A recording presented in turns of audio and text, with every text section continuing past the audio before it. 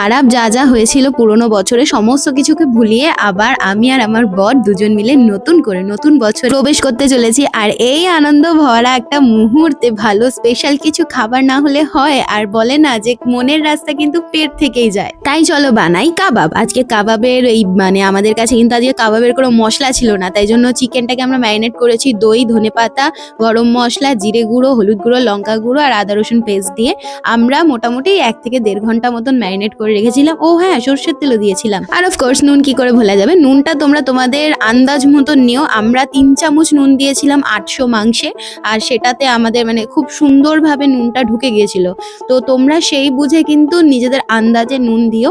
নুনের মাপটা বলাটা একটু মুশকিল হয়ে যায়, আর এই কাবাবটা এমন একটা জিনিস না, টেস্ট করাও তো যাবে না কাঁচা চিকেন থেকে, তো আন্দাজটা বুঝতে একটু অসুবিধাই হয়। আমি কি করে আন্দাজে ঠিকঠাক দিয়ে দিয়েছিলাম আমি নিজেও জানি না। তো যাই হোক, আমাদের কিন্তু একদম পারফেক্ট নুন মশলা সব হয়েছিল।